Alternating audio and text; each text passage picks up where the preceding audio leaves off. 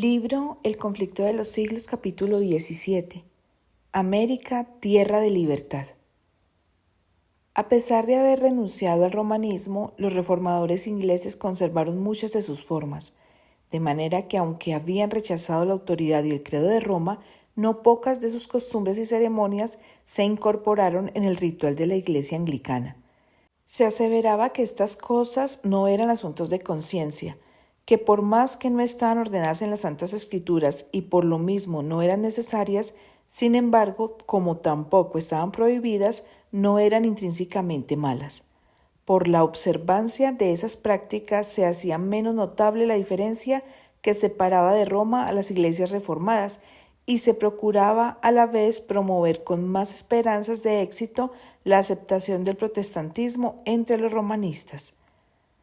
Para los conservadores y los partidarios de las transigencias, estos argumentos eran decisivos. Empero había otros que no pensaban así.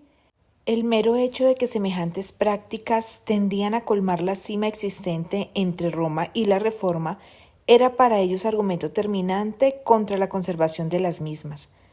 Las consideraban como símbolos de la esclavitud de que habían sido libertados y a la cual no tenían ganas de volver. Arguían que en su palabra Dios tiene establecidas reglas para su culto y que los hombres no tienen derecho para quitar ni añadir otras. El comienzo de la gran apostasía consistió precisamente en que se quiso suplir la autoridad de Dios con la de la Iglesia. Roma empezó por ordenar cosas que Dios no había prohibido y acabó por prohibir lo que Él había ordenado explícitamente. Muchos deseaban ardientemente volver a la pureza y sencillez que caracterizaban a la iglesia primitiva.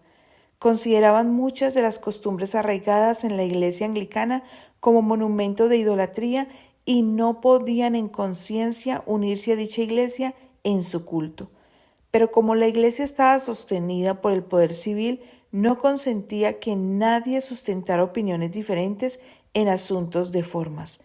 La asistencia a los cultos era requerida por la ley y no podían celebrarse sin licencia asambleas religiosas de otra naturaleza, so pena de prisión, destierro o muerte.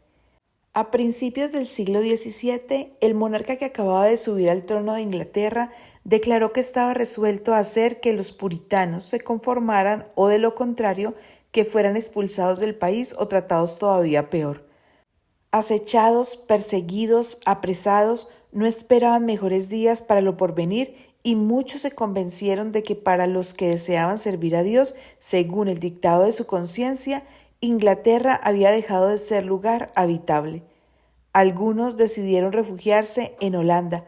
A fin de lograrlo, tuvieron que sufrir pérdidas, cárceles y mil dificultades. Sus planes eran frustrados y ellos entregados en manos de sus enemigos. Pero al fin triunfó su firme perseverancia y encontraron refugio en las playas hospitalarias de la República Holandesa. En su fuga habían tenido que abandonar sus casas, sus bienes y sus medios de subsistencia. Eran forasteros en tierra extraña, entre gente de costumbres y de lengua diferentes de las de ellos. Se vieron obligados a ocuparse en trabajos desconocidos hasta entonces para ellos, a fin de ganarse el pan de cada día. Hombres de mediana edad que se habían ocupado durante toda su vida en labrar la tierra, se vieron en la necesidad de aprender oficios mecánicos, pero se acomodaron animosamente a la situación y no perdieron tiempo en la ociosidad ni en quejas inútiles. Aunque afectados a menudo por la pobreza, daban gracias a Dios por las bendiciones que les concedía y se regocijaban de poder tener comunión espiritual sin que se les molestara. Comprendían que eran peregrinos y no se preocupaban mucho por aquellas cosas, sino que levantaban la vista al cielo, su anhelada patria, y serenaban su espíritu. Aunque vivían en el destierro y en medio de contratiempos, crecían su amor y su fe. Confiaban en las promesas del Señor, el cual no los olvidó en el tiempo de la prueba. Sus ángeles estaban a su lado para animarlos y sostenerlos, y cuando les pareció ver la mano de Dios señalándoles hacia más allá del mar una tierra en donde podrían fundar un Estado y dejar a sus hijos el precioso legado de la libertad religiosa, avanzaron sin miedo por el camino que la providencia les indicaba. Dios había permitido que viniesen pruebas sobre su pueblo con el fin de habilitarlo para la realización de los planes misericordiosos que Él tenía preparados para ellos. La Iglesia había sido humillada para ser después ensalzada. Dios iba a manifestar su poder en ella e iba a dar al mundo otra prueba de que Él no abandona a los que en Él confían. Él había predominado sobre los acontecimientos para conseguir que la ira de Satanás y la conspiración de los malvados redundasen para su gloria y llevaran a su pueblo a un lugar seguro. La persecución y el destierro abrieron el camino de la libertad.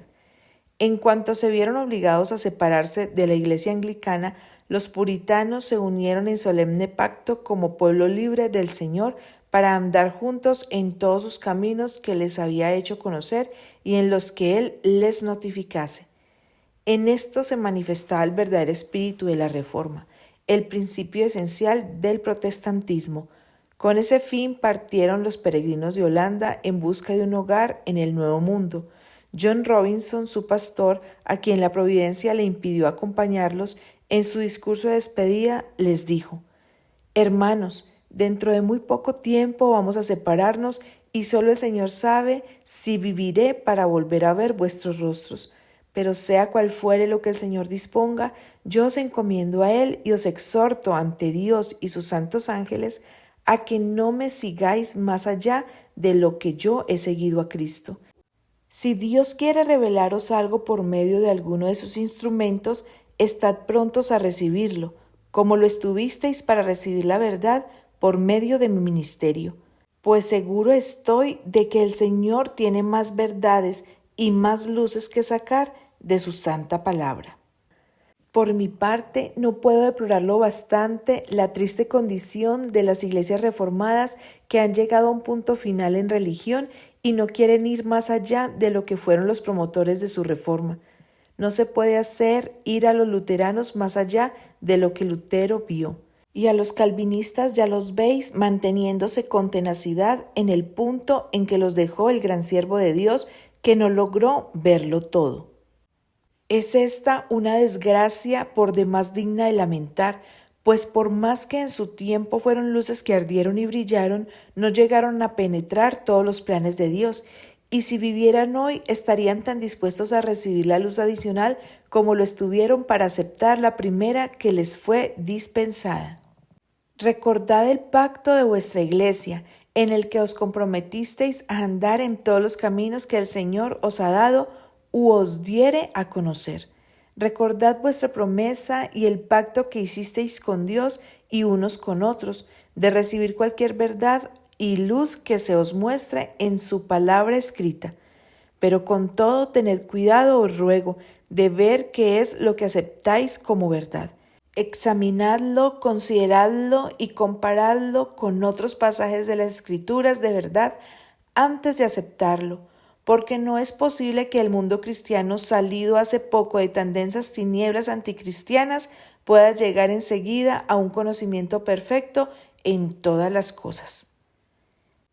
El deseo de tener libertad de conciencia fue lo que dio valor a los peregrinos para exponerse a los peligros de un viaje a través del mar, para soportar las privaciones y riesgos de las soledades selváticas y con la ayuda de Dios echar los cimientos de una gran nación en las playas de América.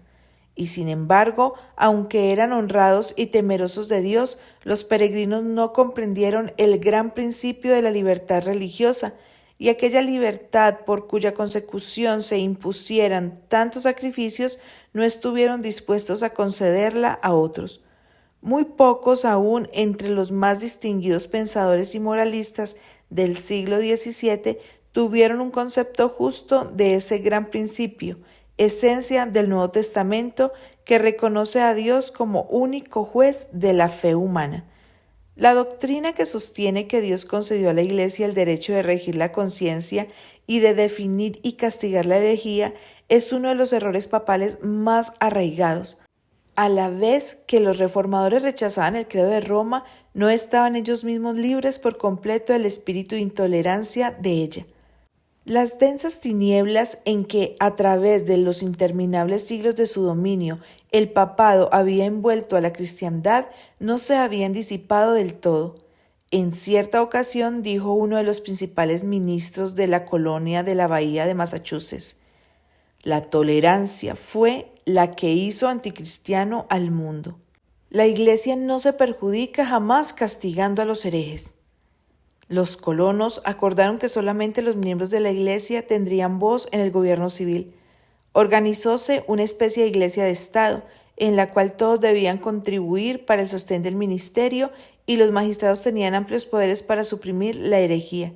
De esa manera, el poder secular quedaba en manos de la Iglesia y no se hizo esperar mucho el resultado inevitable de semejantes medidas: la persecución. 11 años después de haber sido fundada la primera colonia, llegó Roger Williams al Nuevo Mundo. Como los primeros peregrinos, vino para disfrutar la libertad religiosa, pero de ellos se diferenciaba en que él vio lo que pocos de sus contemporáneos habían visto, a saber que esa libertad es derecho inalienable de todos, cualquiera que fuere su credo.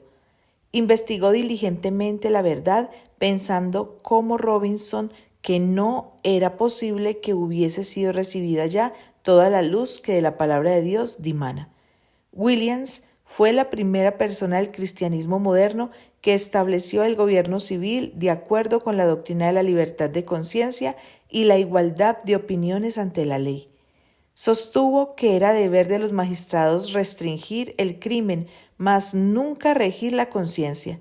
Decía: el público o los magistrados pueden fallar en lo que atañe a lo que los hombres se deben unos a otros, pero cuando tratan de señalar a los hombres las obligaciones para con Dios, obran fuera de su lugar y no puede haber seguridad alguna, pues resulta claro que si el magistrado tiene tal facultad, bien puede decretar hoy una opinión y mañana otra contraria, tal como lo hicieron en Inglaterra varios reyes y reinas, y en la Iglesia romana los papas y los concilios, a tal extremo que la religión se ha convertido en una completa confusión. La asistencia a los cultos de la Iglesia establecida era obligatoria so pena de multa o de encarcelamiento. Williams reprobó tal ley. La peor cláusula del Código inglés era aquella en la que se obligaba a todos a asistir a la iglesia parroquial. Consideraba él que obligar a los hombres de diferente credo a unirse entre sí era una flagrante violación de los derechos naturales del hombre. Forzar a concurrir a los cultos públicos a los irreligiosos e indiferentes era tan solo exigirles que fueran hipócritas.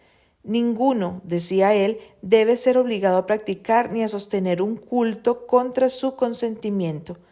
¿Cómo?, replicaban sus antagonistas, espantados de los principios expresados por Williams. ¿No es el obrero digno de su salario? Sí, respondía él, cuando ese salario se lo dan los que quieren ocuparle.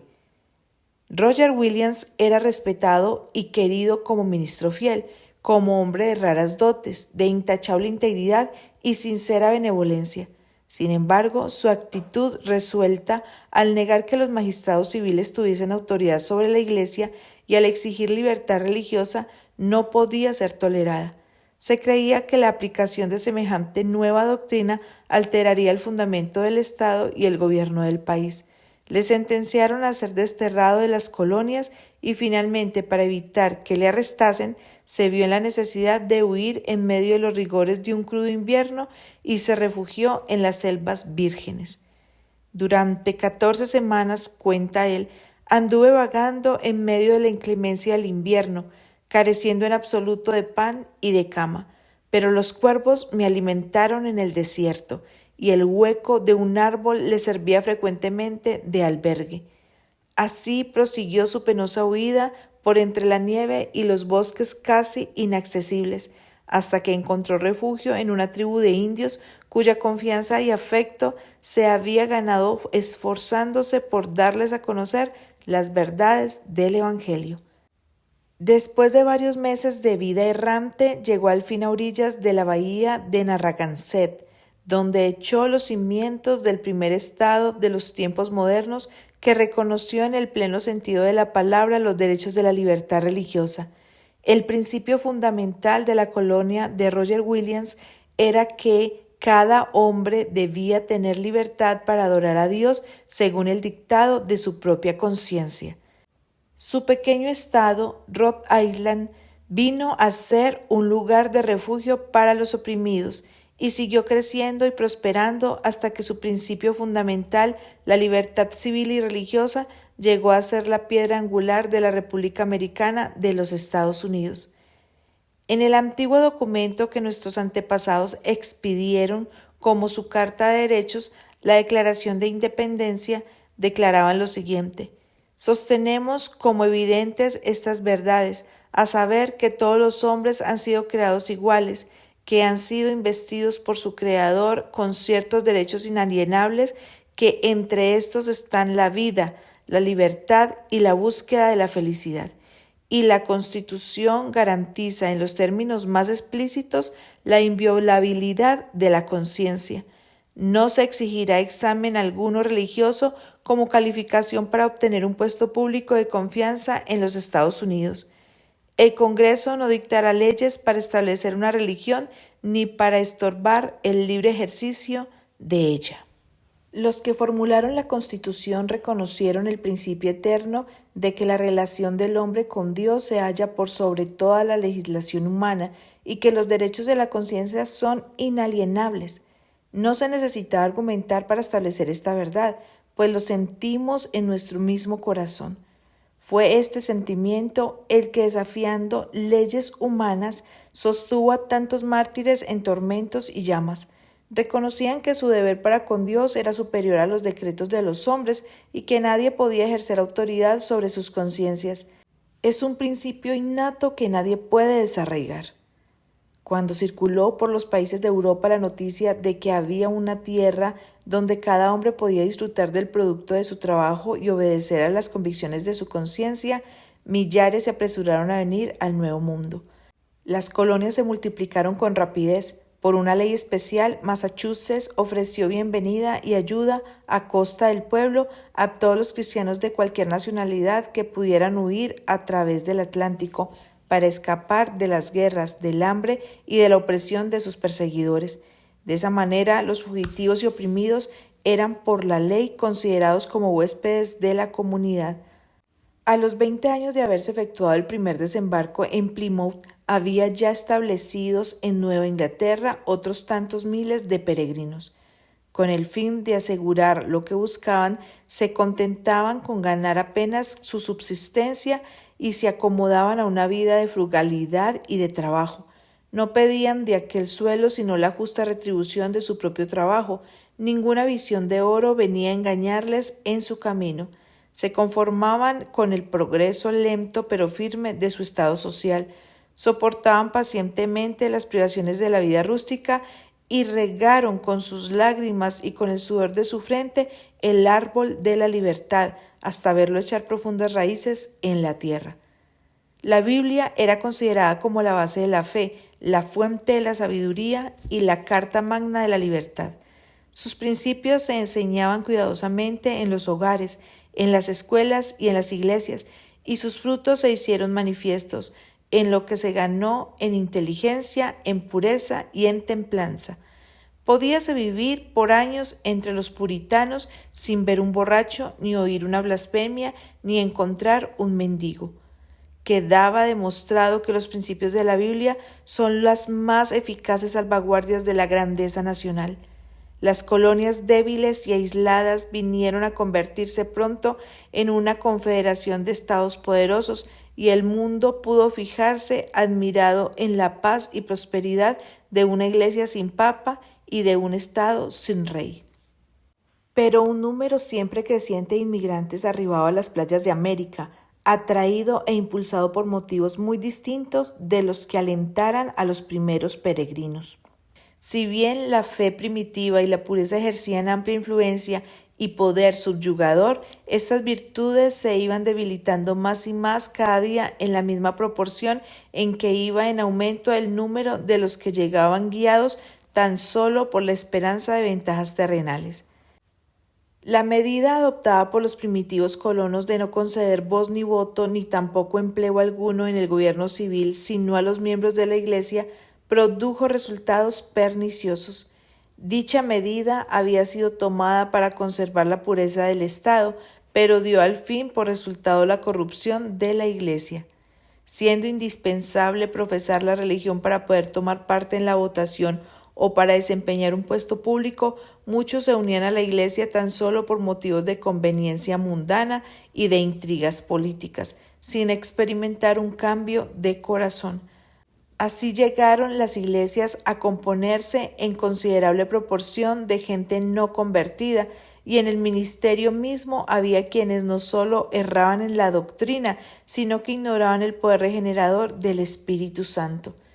De este modo quedó otra vez demostrado el mal resultado que tan a menudo comprobamos en la historia de la Iglesia desde el tiempo de Constantino hasta hoy, y que da el pretender fundar la Iglesia valiéndose de la ayuda del Estado y el apelar al poder secular para el sostenimiento del Evangelio de aquel que dijo: «Mi reino no es de este mundo».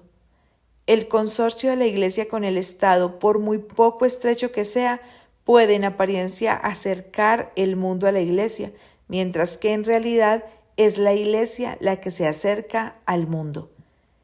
El gran principio que defendieron tan noblemente Robinson y Roger Williams, de que la verdad es progresiva y de que los cristianos deberían estar prontos para aceptar toda la luz que proceda de la santa palabra de Dios, lo perdieron de vista sus descendientes.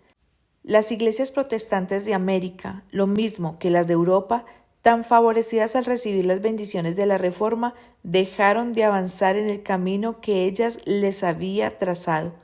Si bien es verdad que de tiempo en tiempo surgieron hombres fieles que proclamaron nuevas verdades y denunciaron el error tanto tiempo acariciado, la mayoría, como los judíos en el tiempo de Cristo o como los papistas en el de Lutero, se contentaban con creer lo que sus padres habían creído y con vivir como ellos habían vivido.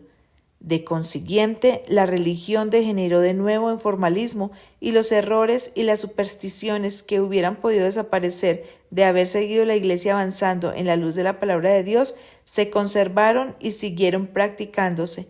De este modo, el espíritu inspirado por la Reforma murió paulatinamente hasta que llegó a sentirse la necesidad de una reforma en las iglesias protestantes, tanto como se necesitara en la Iglesia romana en tiempo de Lutero.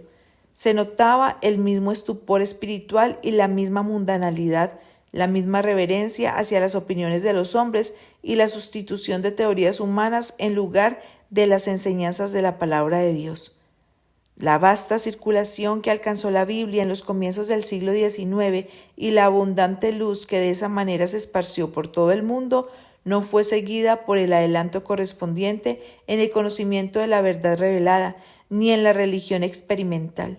Satanás no pudo, como en las edades pasadas, quitarle al pueblo la palabra de Dios, que había sido puesta al alcance de todos, pero para poder alcanzar su objeto, indujo a muchos a tenerla en poca estima. Los hombres descuidaron el estudio de las Sagradas Escrituras y siguieron aceptando interpretaciones torcidas y falsas y conservando doctrinas que no tenían fundamento alguno en la Biblia. Viendo el fracaso de sus esfuerzos para destruir la verdad por medio de la persecución, Satanás había recurrido de nuevo al plan de transigencias que condujo a la apostasía y a la formación de la Iglesia de Roma. Había inducido a los cristianos a que se aliasen no con los paganos, sino con aquellos que por su devoción a las cosas de este mundo demostraban ser tan idólatras como los mismos adoradores de imágenes. Y los resultados de esta unión no fueron menos perniciosos entonces que en épocas anteriores.